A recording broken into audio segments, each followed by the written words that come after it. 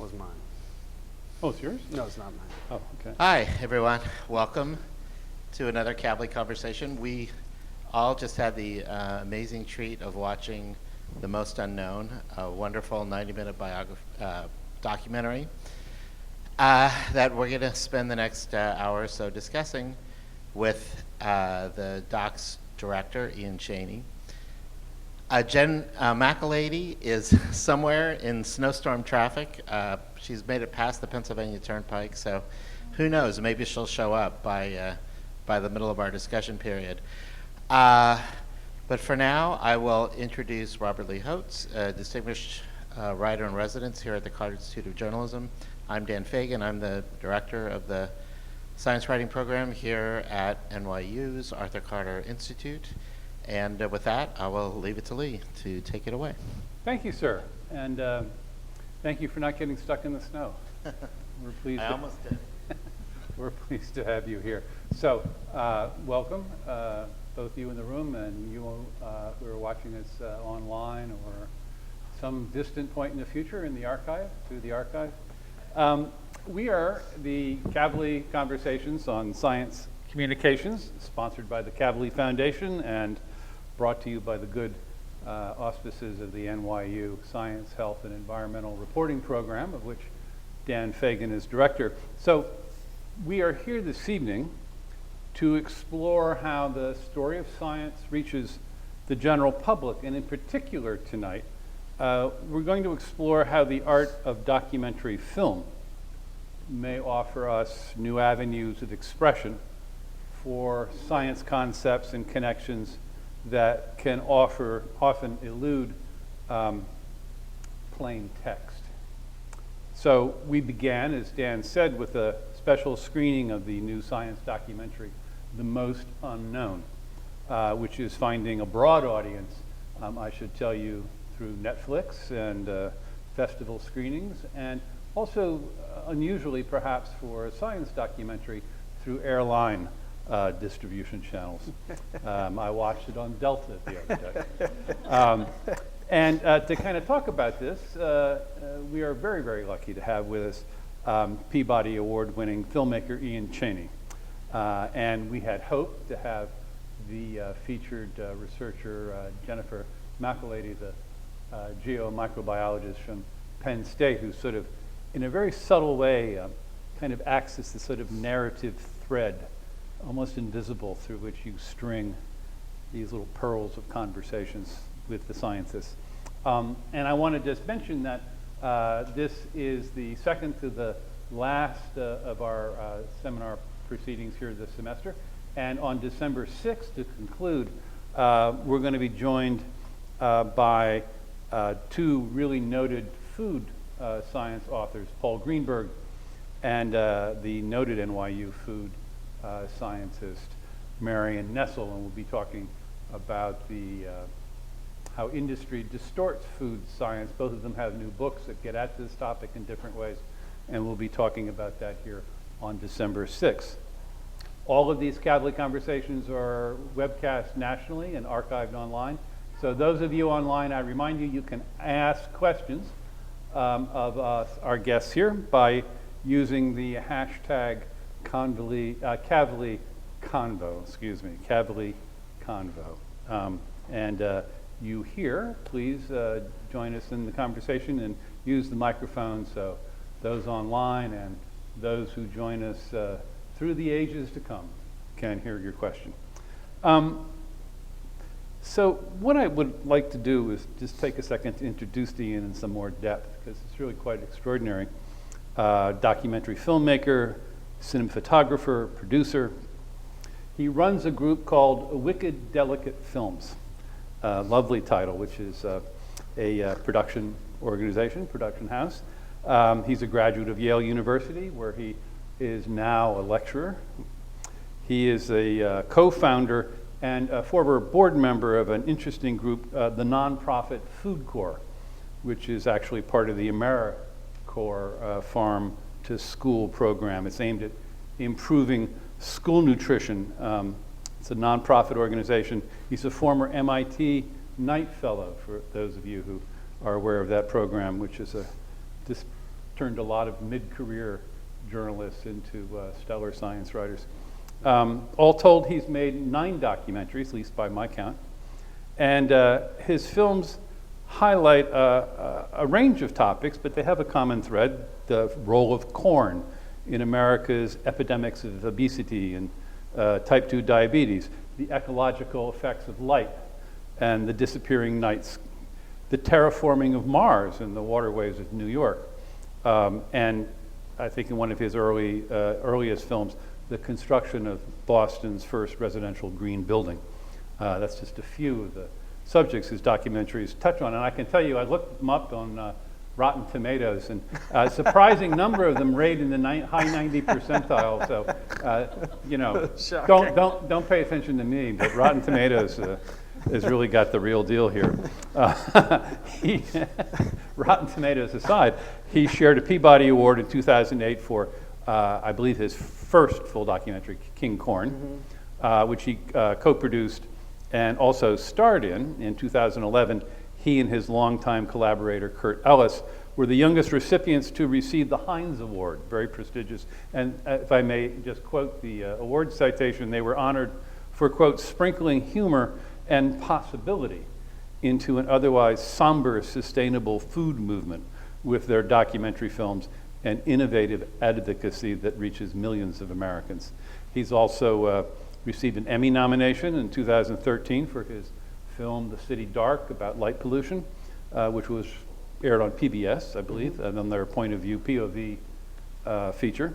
His films have been shown at Sundance, at the Tribeca Film Festival, Public Broadcasting System, and on Delta Airlines. Most importantly, yeah, well, because every time I mention that, I get a frequent mile package. Oh, really? Yeah. Well, it's not just a frequent flyer program; it's a frequent flyer movie watchers science documentary program. Yeah. Yes. No. Exactly. So I want to ask you. Those of you who were here watching this film would have noted that the film opens with an interesting statement. It says, "This film is an experiment." What's the experiment? The experiment is, well, first of all, can I say it's a delight to be here, and thank you all for being here. And I also like your speaking to future humans, yet to be born, watching our Q&A. It's really fun to span dimensions. So the experiment is an experiment on a few different levels.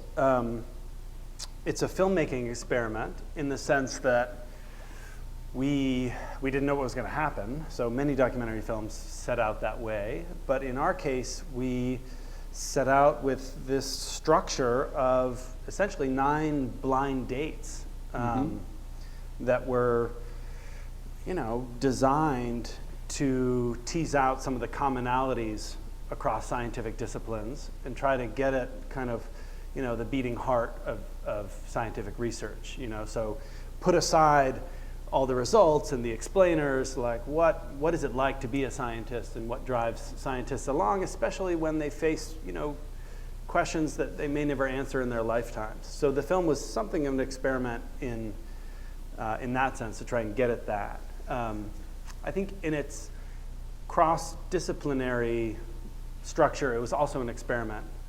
And to continue with that language, our hypothesis was that by putting together scientists from, as different disciplines as we could pull off in this production, so a microbiologist and particle physicist, we thought maybe there would be, the conversation would be, kind of discernible to the average human. Technical jargon would drop away and they would, speak a common language that any of us could understand. So that part was also an experiment. I think for the scientists also, to some extent, it was an experiment. They were involved in a project where they didn't always know where they were going. We tried to tell them as little as possible. We, of course, had to tell them, what city they were going to, and usually what discipline the scientists they were meeting with was working in, but we didn't give them each other's names. And that was largely because we knew they were research scientists and they would Google the heck out of each other. And, That's a good point. I was wondering about that. And kind of, and therefore be so much in the know, and then all of us filmmakers and audience members would be left in the dust. So we wanted these encounters to be as kind of raw and new as possible. So when you said blind dates, for these 9 encounters, Yeah. Neurosciences, astrophysicists, encounters, yeah, microbiologists, these handoffs, they Yeah. really had no idea who they were about to meet. As much as possible, Okay. like any, experiment that is affected by production constraints. There were a few instances where that broke down, partly because we had canceled flights and suddenly it was like, all right, you have to know where you're going and here's the person you're going to meet. But the idea was to try and have the audience come along on a journey with a scientist into a different kind of unknown. So for Jen, who's the first scientist, she's a microbiologist. She goes off to meet a particle physicist who's trying to look for dark matter. We wanted her, in a way, the audience to be kind of on the same terms as she was with dark matter and particle physics. So rather than telling her ahead of time, all the questions to ask, and here's everything you know about dark matter, which is what you would do with a host of a science TV show in a conventional sense. They would be in the know. We wanted to say, no, let's travel along with you, Jen, and the audience will learn as you're learning. And they were wonderfully open about their kind of ignorance about other disciplines. I found, as a viewer, their ignorance of other scientific disciplines both surprising, and I have to say, as a science journalist, quite heartening, because that meant that we have readers and listeners and viewers out there who are themselves knowledgeable, but just ignorant about the matter at hand. So you built that expectation of ignorance into your experiment. That was a boundary condition to continue the... So, but how do you organize something like that? I mean, I've never made a film, but I get the idea that it's a kind of expensive, time-consuming process, requires intricate choreography and... it was a nightmare. Yeah. It's an experiment for you. How do you even know when you're setting this up, you're going to have something that resembles a film at the end? How do you predict the narrative in something open-ended like this? Right. So there's two questions there. I mean, one is kind of a producer question, one is sort of a director question. Yeah, okay. So the producer question is like, how do you do this? How do you make this work? Like, how do you logistically arrange this thing? And that was difficult because we had we had basically 3 months to shoot the film. 3 months. Yeah, and because of the way the film was kind of funded and produced, and it was initially envisioned as a series through Vice Media, who was the production entity. Okay, I was going to ask. It was funded by the Simons Foundation. And I'm an independent documentary filmmaker, and I usually kind of take my time because I usually don't have any funding, and so you kind of poke along, making your film, and it's more like 3 years as opposed to 3 months. In this case, they said, no, we really need to get this thing. We need to get this thing done and out there. We have the money. This is the budget. Let's make this thing. And I actually ended up really liking that because it gave a kind of, I like constraints. And, but that meant that we couldn't shoot the film in sequence. So in this film, there's all these encounters where scientist 1 meets scientist 2. We ditch scientist 1, take scientist 2 to 3, ditch 2, 3 to 4, ditch 3, 4 to 5. And I thought it'd be really lovely if we could do that in sequence, because it could be like a, like a game of phone tag or something, or a game of telephone, is the right metaphor, where ideas kind of get passed up the chain. Somebody starts talking about dark matter and, that threads its way through the entire film. I thought that could create a kind of narrative through the film. Logistically, that was impossible. I mean, if you know scientists, and as you do, and their research schedules, there was no way we were going to be able to arrange all of these encounters all over the world in that lineup. So the film was shot out of sequence, and I think that kind of loops over to the director question, which was, All right. you know, how do we make this thing feel like it's something resembling the kind of journeys people are used to going on when they watch a movie. I mean, you know, there's the old Leo Tolstoy quip about there being only two types of stories in the world: a hero goes on a journey or a stranger comes to town. And I think we're kind of, you know, whether that's true or not, but, you know, it's a reasonable framework for thinking about a lot of the stories that we tell ourselves. And with this film, we got a lot of different heroes going on journeys, and we have a lot of strangers coming to town. So it creates this, you know, rather unusual structure.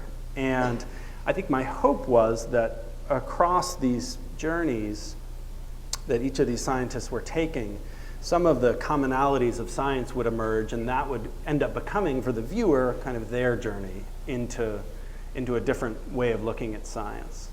Well, you, at least in terms of looking at the finished product, there is a very clear narrative undercurrent. Well, there's several narratives going. As you say, there's a stranger coming to town. There's the, right. You know, but also this kind of interweaving of one scientific way of looking at the world fades into another, and they're recurrences. You know, the neuroscience keeps coming back in different ways. The physics keeps coming back, and of course they feed into each other in a nice, logical, and sort of romantic way. Did you know in advance that's what you were structuring? It's like, oh yeah, well, we need 3 neuroscientists who are going to match 2 physicists. And, we yes. need 9, so we need 2 more microbiologists. Yes, I mean, and I'm curious what you think and what others think about that, because that was a decision we made pretty early on. Was, look, there's going to be 9 scientists. You know, I mean, it's pretty. You know, it could be pretty exhausting to have 9 completely different disciplines across a 90-minute film. So we thought, well, let's have 3 main disciplines: microbiology, cognitive and neurosciences, and physics. Of course, physics is huge. I mean, those are all huge fields. Yeah. So in and of itself, it wasn't much of a narrowing. But we thought at least we'll do that so that we can have some, you know, the audience can build up a little bit of an understanding, so that when, you know, when the 5th and 6th scientists are chatting and they mention archaea, you've heard that at least a little bit from the 3rd scientist, and it's not completely new territory. I think as it happens, you know, I think there's still a bit of exhaustion that happens in this film, and just because of the range of terrains and characters and scientific subject matters that you have. So, you know, so I forgive you if you watch the film in 3 parts or in 2 parts. And I think it is a film you can do that way. You can watch that way. So. I'm sorry, I see a question lurking in the shadows here, and I'd like to call it into the light. So, well, just quickly, while we're on that topic, one of the things that struck me is that you made it really You don't hard. have to look at him. You made it really hard on yourself by picking disciplines that are not visual at all, or at least some of them are not visual at all. Like you didn't pick a climatologist or a field biologist. Well, you know, microbiology, but even microbiology is really challenging. It's like you deliberately shunned the most visual sciences, and I wonder if that was on purpose, just because you are a masochist and, you know, you wanted the challenge, or why you did that. Because what we're often teaching our students is, you can't make a video about everything. You need to pick something that, you know, is a story that can be told visually, and you are sort of deliberately thumbing your nose at that. It seemed like successfully. Yeah, that's a very interesting question, and so I'd like to make you answer. So, we did try to pick scientists and areas of science where we could get out in the field and have a sense of adventure. That was very important to Vice Media, who was the production entity. That's a big part of kind of their fabric, and that was something that was kind of handed down from the executive producers. I wasn't handed much. I was handed this idea of, let's make a film about big unknowns, the process of science, and no narrator, and let's get out in the field. And I kind of made this crazy structure underneath that. But one of the ideas was, like, let's get out into the field a bit. That being said, I think the question is right. I think we could have picked more easily filmable fields. I liked the 3 fields we picked because they occupy 3 different kind of scales. Obviously, the kind of microcosmos of microbiology, the human mind, which, you know, arguably is, you know, at the center of things, in the center of scales, and then, you know, the cosmos that physics and astrophysics access, although our physicists also range from astrophysicists and particle physicists to quantum physicists, so arguably there's a range of scales there, but I kind of liked that. I liked the visual stepping stone of those 3 scales and tried to evoke that to some degree in the film through some of the drone footage and then some of the really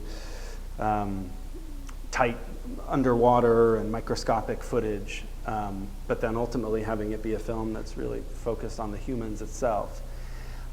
The other question, if I can kind of pivot that question a little bit, like the other question I think you raise is this question of are there topics that are, in science in particular, that are kind of unfilmable? And while I do think there are topics that are more easily filmable and like commercially viable and like lend themselves towards filming, I think the idea of visual storytelling isn't necessarily incompatible with any part of science, especially when we remember that humans drive science, and science is a deeply human enterprise.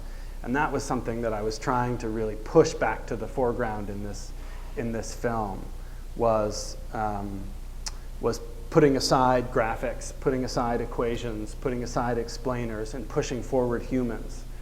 And for me, at least as a kind of student of science filmmaking and as a filmmaker myself, that for me has been a really kind of, you know, it's been kind of a missing ingredient. So I think in that sense, you can make a film about any topic, especially if it's one that humans are peering at. So given the primacy and the importance of humans in your view of filmmaking, documentary filmmaking, which makes a great deal of sense, how did you go about casting these characters? Because there were some interesting chemistries. I mean, some of them were quite funny, some of them had an interesting dynamic, some of them were, I don't know, kind of cute in a weird way. The physicist at the beginning who sort of kind of fudged the line between sort of savant and cartoon character. I mean, it was very interesting. Did you sit down with photographs of these people like a casting director? How did you do this? Did you know any of them beforehand? I didn't know any of them beforehand. We would conduct pre-interviews and read about their work, and to some extent it was planned, and to some extent it was happenstance. It was what would work within our production schedule. So you can imagine a kind of crazy Venn diagram where one circle is scientists working within these 3 fields: microbiology, cognitive science, and astrophysics. Another is who's available the summer of 2017 between mid-May and mid-August. Another is who's available but also in the field. Who's also crazy enough to go on a blind date with a film crew, halfway across the world. And it ended up being those, combinations that shaped this film. And that was part of the experiment. Some of the scientists had more, and I think they would agree with this, had more chemistry with each other than others. And I liked all of it because it was real. And so much of documentary filmmaking is not real. Unpack that. That's an interesting statement. Well, so often when we go to spend time with a scientist, it's because that scientist or that scientist university has released a press release saying this discovery has been made, and after this 3-year process, and so you show up in the lab and you set up a light, and you have the scientist retell things, and you say, no, say it a different way, say it so that a 10-year-old could understand it, say it so that a 5-year-old could understand it, say it so that an 18-year-old could understand it. We get it all these different ways. You annoy the heck out of the scientists trying to get all these different sound bites on camera. And then you have the scientists walk down the hallway in their lab coat that they never wear, and they look through the microscope that they never look through because it looks cool and it's by the setting sun. And you go away and you kind of turn that into your science film. And that's documentary. But that's not really real. Mm-hmm. And people get whole PhDs arguing about what's real in documentary, and we don't have to get into that tonight. But I like at least edging a little bit closer to what feels real to the scientists. And so these encounters, which were entirely unscripted, where I rarely told them, stand here and say that again, or the kind of usual mm-hmm. things you do when doing your homework as a proper, science documentarian. Stripping away those kind of disciplines allowed me to feel at least like I was getting something that felt a little bit more real and raw. And I think this touches on something that the scientists and I have talked a lot about after the making of the film, mm-hmm. which was that for them it was an eye-opening experience because they got to do something new. They weren't just saying lines and reciting something for a filmmaker. Yeah. They actually were going somewhere new and seeing something new. And like this place in England. Would you please ask your question through the microphone? Because there are many people who are listening who will not be able to hear what you're saying. No, it's a very technical question. Well, then no, I love technical no, I understand, questions. but I'm trying to make sure that everyone can hear what we're talking about. It's a technical question, and the microphone is not here. I was just wondering It's right there. It's right there. Okay. Thank you very much. I appreciate that. Can you bring it back over so that we can Sure. get The question was, I'm not in control of the technical aspects, and we really need to kind of leave it where it is. Yeah, you can hold it like that. That's fine. That's fine. But is this working? Yes? Can you hear I me? think it goes yes, to the camera. It's yeah. going on to a webcast. It's a technical question, and it was not really meant to be. Yeah, the place in Great Britain you shot, it looked like a very beautiful. Where was it? I just was wondering where this was, and Yes, right, and this is where. So the question is, where were we filming in please Great just put Britain it towards down. the end of the film? A pretty beautiful location, and yeah, this is an example of. I'll first acknowledge that this is an example where, despite kind of compatible with my attempts to make these encounters feel really real, there's also a great bit of staging that goes on, even in a film like this, that I feel is somewhat unscripted. So we picked and scouted some locations that we thought would just be nice to film at, and one of those was on the Sussex Downs in the south of England. I don't remember in this moment the exact location, but we filmed in a few places where Anil Seth, who's a neuroscientist at University of Sussex in Brighton, he actually goes paragliding.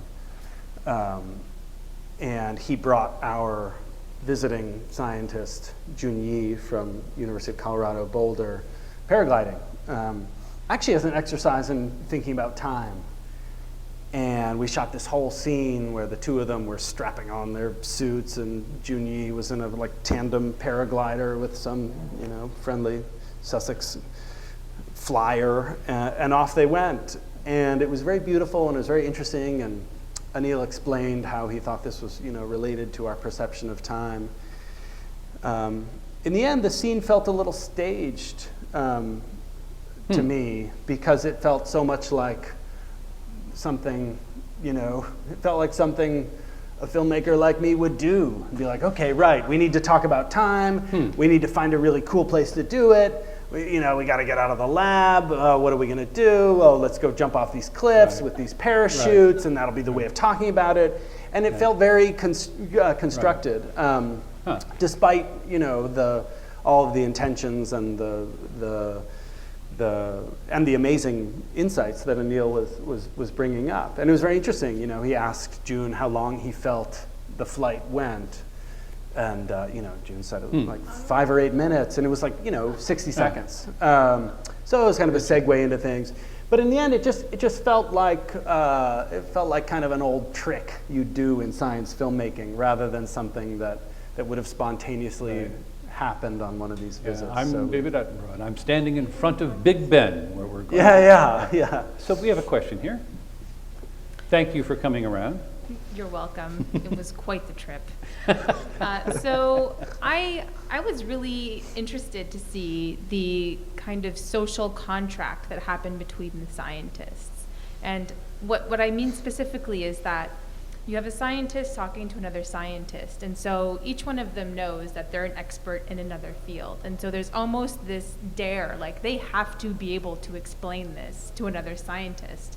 And they can't stop and just be like, this person obviously just isn't smart enough to understand or whatever. So like they really have to go for it and explain it. And I was wondering if you knew about this beforehand, or if you kind of use this to your advantage in making this film, that there's also a point of pride that like you need to be able to explain this to another scientist, or maybe you don't really get it. Yeah, that's Interesting. That's nicely put. I love the idea that there's a kind of social contract between scientists. I mean, I think all of our scientists are in this film because they liked the premise and they understood the premise. And they thought, right, it's worth it to me to fly to Hawaii to spend 3 days with somebody I've never met, who's from a wildly different discipline, and explain to them what I do and get explained what they do.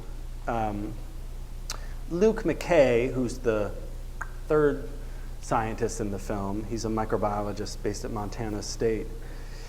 He said to me, and I don't know quite what to make of this, he said, if you're not able to explain your science as a scientist to a third grader, you don't know what you're doing.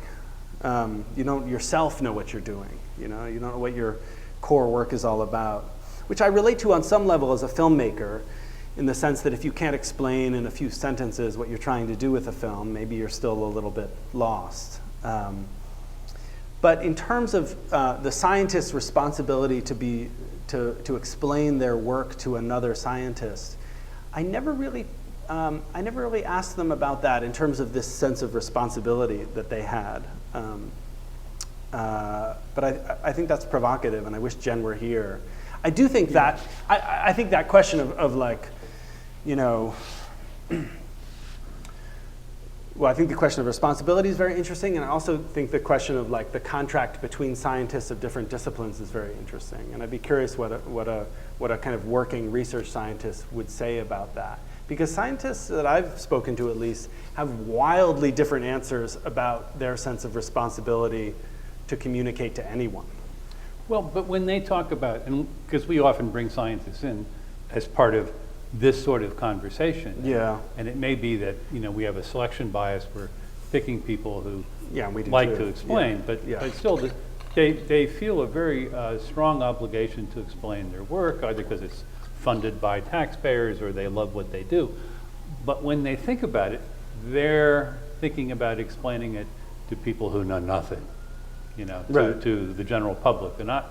Right. If you can't explain something complicated to someone else who has a PhD and is a leading figure in the field, it's like the onus is on you. There was a wonderful moment in your film with the time people at Boulder, I guess, who were explaining to the PhD tenured professor from Caltech what they did, and she was clearly following it. She was amazed at some of it, kind of stunned and dumbfounded at what they were doing.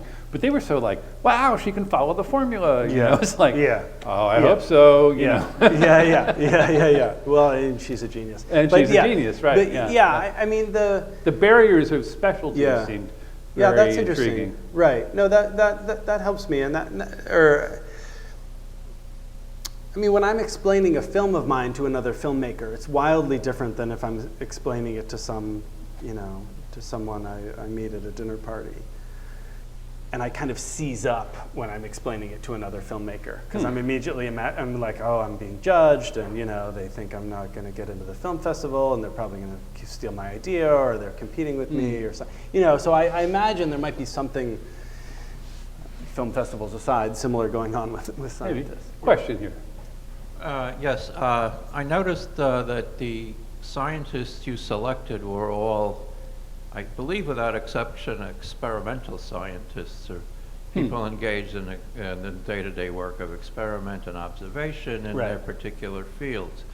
Did it occur to you to select at least a purely theoretical scientist, someone who was theorizing about the nature of the universe, say a string theorist, or somebody who's working at that fundamental level in which science and philosophy are pretty closely interconnected? Yeah, that's a cool question.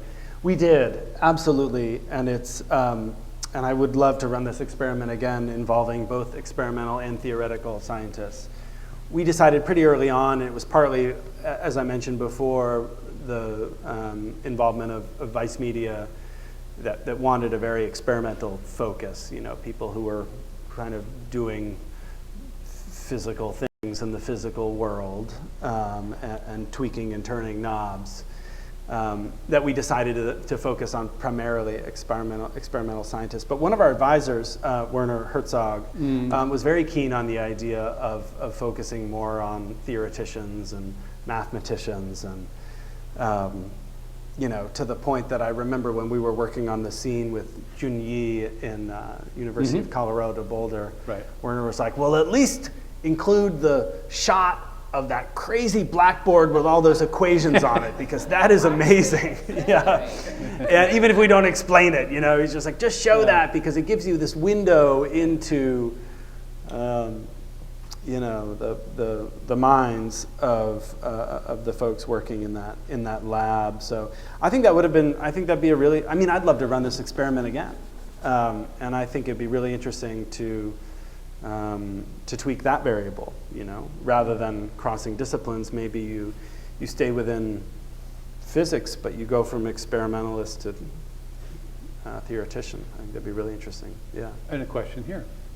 Thanks for coming, especially on this very snowy night. Back to the social contract premise. Was there ever a moment when the scientists just weren't clicking and it just wasn't going to work, and you felt you had to intervene, or was there enough propulsion of the project that it just carried forward on its own weight?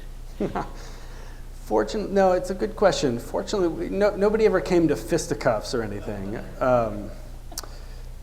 And I really tried to keep my intervention to a minimum, which again was an experiment and a risk on my own part, because usually you kind of want to be sure that you get the stuff, you get the sound bites, and there were times in the editing room where I thought, well, gosh, we had like a 2.5-hour drive, and I just let these guys talk, and it's incomprehensible. Or from like an editing perspective.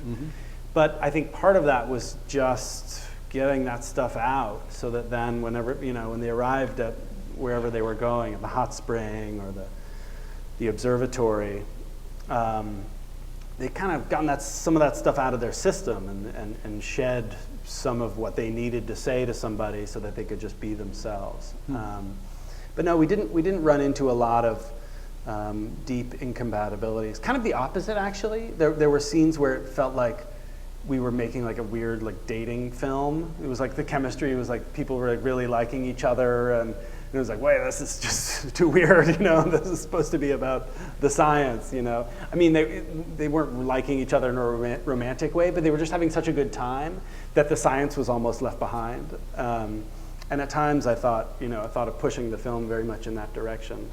And I think to some extent the film is does have a tension between the character-driven just conversations between two scientists and the desire to get at some of the science. So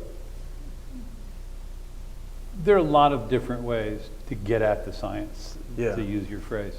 You could be a photographer, you could be, a journalist, you could be all kinds of things. I'm curious, what brought you to documentary?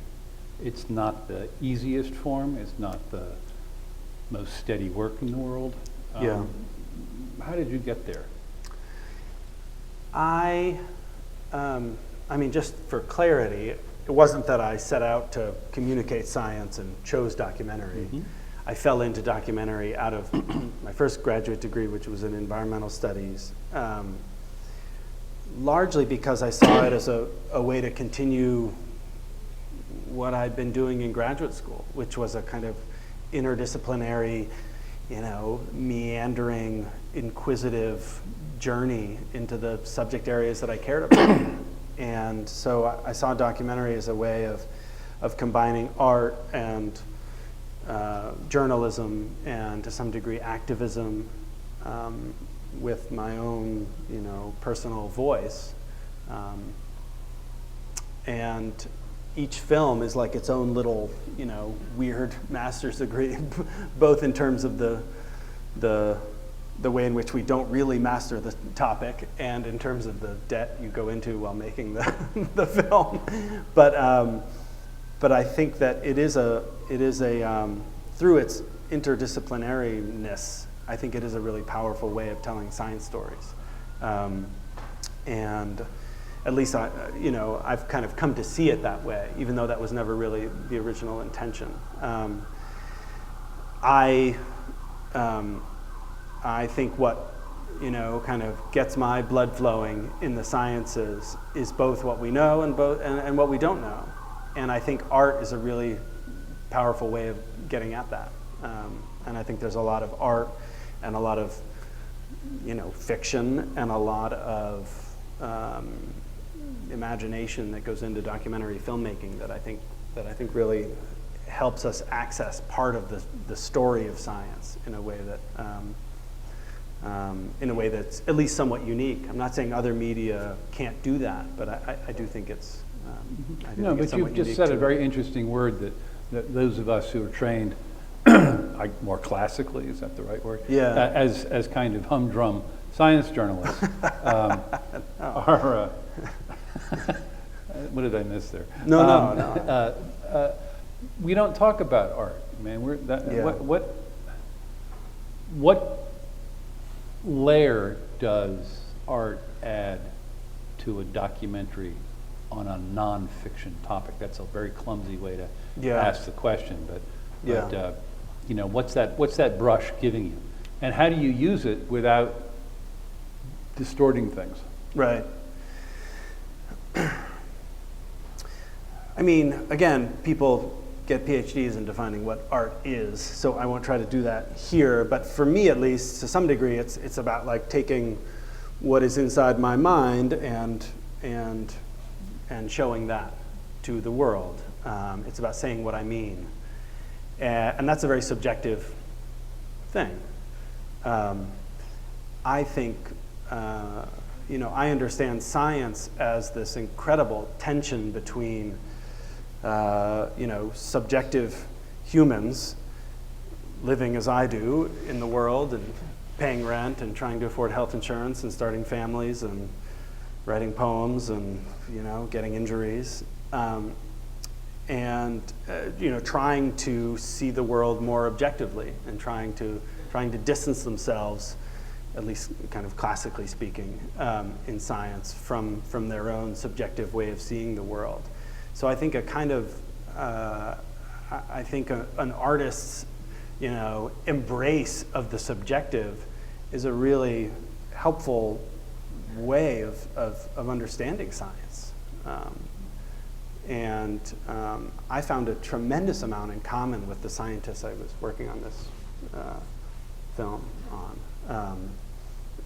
Not only in terms of our love of free food, but also just our love of experimentation and a kind of a sense of wonder. I'm a part of a little collaborative that's starting up right now called the Wonder Collaborative. It's trying to bring together filmmakers and scientists to kind of create work together through recognizing, you know, what knits us together, or like what drives us along. And many of the scientists I've talked to, you know, say it's you know, yes, it's wonderful to get answers, and it's wonderful to you know, print reports and print publications, as it is for me to finish films. But it's that, you know, I mean, this is a cliche, but it's that journey. It's that journey into the unknown. It's that journey into a sense of wonder that I think really propels us along. So I think we have that in common. I don't know if that answered your question. No, it's a big question. It's a good answer. It's a good answer. I mean, each one of your little segments, for instance, could have been written as a kind of classic, you know, news event related story. Right. This happened here, time, something or other, and nicely packaged like a box of cough drops or something. But by kind of linking them and some of the just sort of just visual tropes you were using, people walking on roads, these overhead shots, this kind of connective tissue was allowing you to sort of also tell a different story that was not one that you could easily verbalize, number one, but two, certainly couldn't treat it all in a news frame. Right. About kind of the subtle connections and resonances of life, the universe, and everything. Yeah. You know, so right. And I think as a result, I you know. And they're self-conscious. I think, yeah. I mean, I think this film, as a result, is probably, you know, very unsatisfying to many people. You know, they come to a film called The Most Unknown, and they kind of expect a certain package of material. They're like, okay, we're going to get a primer on dark matter and a primer on consciousness, and we're going to walk away with some graphics and some, you know, some takeaway sound bites or facts or statistics. And it's not that there aren't some of those sprinkled through the film, because I find those captivating too. I mean, I absorbed a lot of science journalism as a kid and still do. But I think part of my goal with this was to say, well, maybe maybe we also need, in addition to those, you know, kind of arguably more responsible forms of science storytelling, maybe we also need some different science experimentation out there to really get at what science is all about. I mean, I don't know whether scientists think we're doing a great job with science filmmaking and storytelling. I haven't studied that. I've asked all the scientists I've worked with. And what do the characters in this one say? Yeah, it's a mix. I mean, they say, well, because they get on the BBC and suddenly they reach 1 million people, and so they're not going to say that's a bad thing. On the other hand, does it really? Others would point out, well, yeah, it doesn't really feel like it gets at the heart of what I do, or it's oversimplified, or it's such a chore. I never walked down that hallway, or I never looked at that microscope. Those things. So I think kind of more experimentation on the filmmakers and journalists side is maybe what's called for. And as part of that, we need more distribution outlets that are willing to show this stuff. They're willing to say, okay, this is a science film where you're not going to get all the usual stuff. You're going to get something a little bit different, but it's valuable all the same. I have a question, but I'd like to just follow this point for a second, if I may.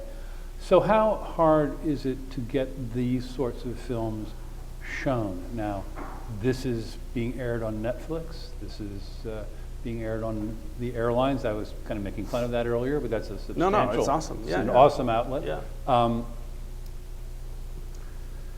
What are your outlets? I mean, generically speaking, I mean, this is a wild success by this standard.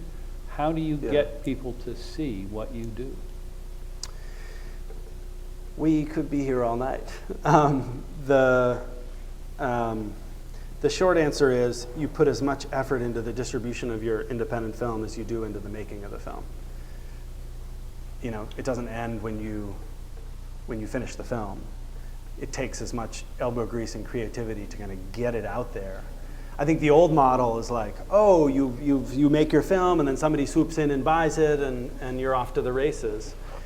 But in practicality these days, there's so many different outlets for getting your film out there. And that's so rare that somebody's going to get it everywhere for you that you have to kind of do the work. Right, so tell us a little bit about the work. Okay, so on a film like this, we had different different partners at play. So Vice Media, which was a production entity, brokered the kind of deals with Netflix and Delta Airlines and was okay. able to get it out on that path. They also, this film was always envisioned as a kind of multi-platform film, so they also took the film and footage that isn't in the film and edited 9 unique 10-minute episodes that are released on Vice's YouTube channels that have okay. their own audience. And then separately, we ran a theatrical campaign where we showed the film in 30 or 40 cities. And we're also doing a lot of community screenings where we show the films in universities like NYU and all 9 scientists universities, and making the film available in classrooms. So it's almost, I mean, if you think about documentary film, any film I've made, there's always more people who have never seen it. So there's always just more people to reach through some degree of elbow grease and community outreach and campaigns and social media. So I think that's relevant in the sense that audiences are kind of used to getting a certain science documentary from certain channels.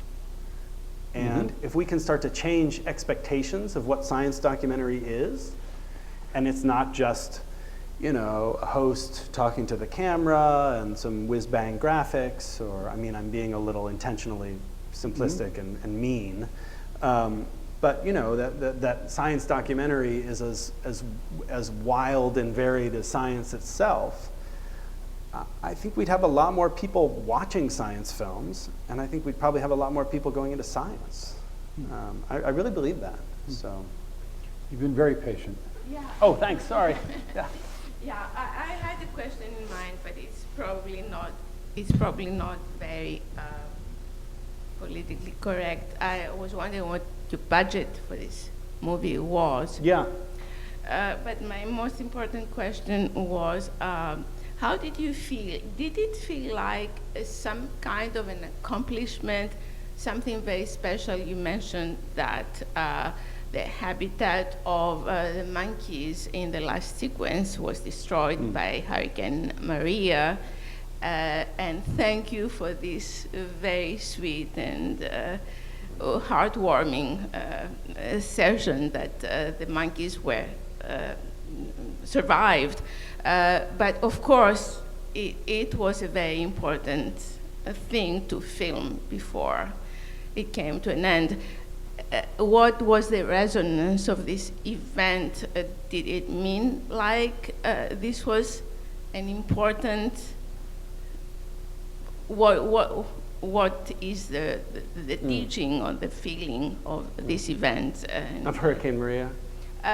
Of what it meant Yeah. in relation to your movie? Yeah, thanks. So 2 questions. Ask the easy one. Answer the straight one first, the good journalist question.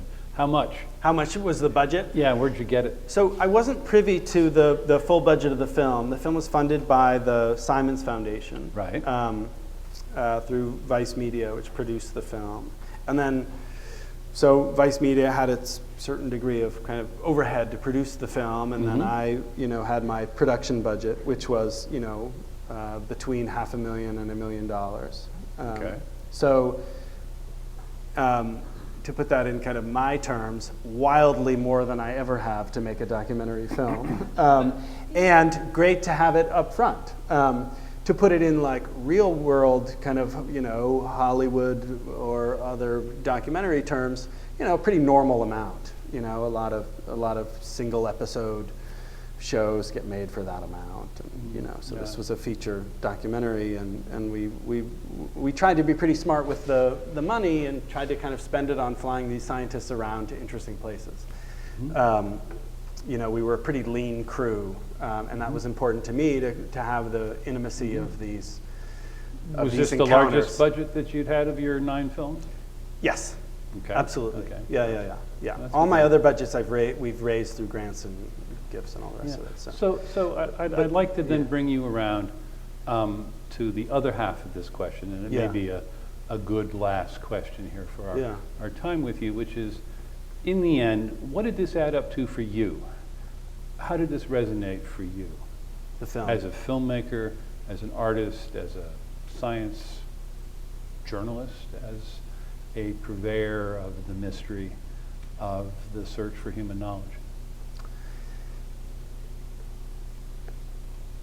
You know, there are those projects where you feel like you're looking around and you think, I can't believe I got to.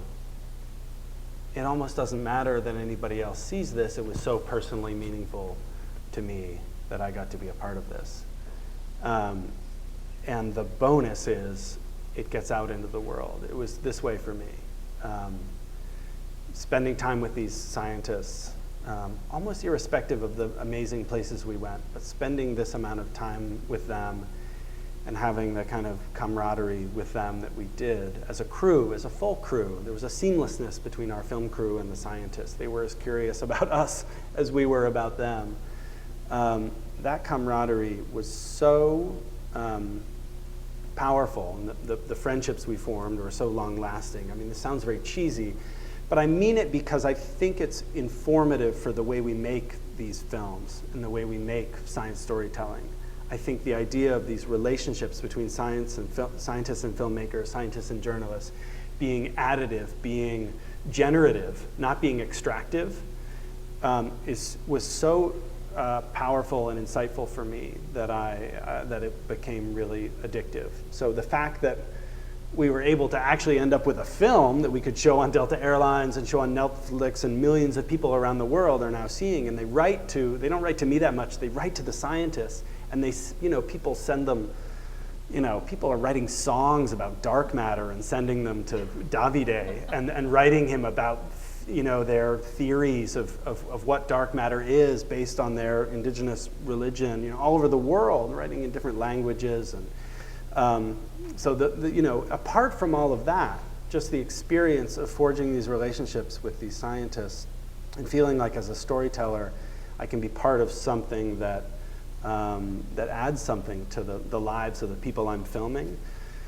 Maybe that shouldn't be so surprising that it feels so good, but it really does. Well, on that note, let me just say that on a dark, snowy night in the heart of New York, where all of our arrangements were frozen and brought to a halt, you brought us something special and warm, and you shared it with us, and thank you very, very much. Cool. Thank you. Thank you.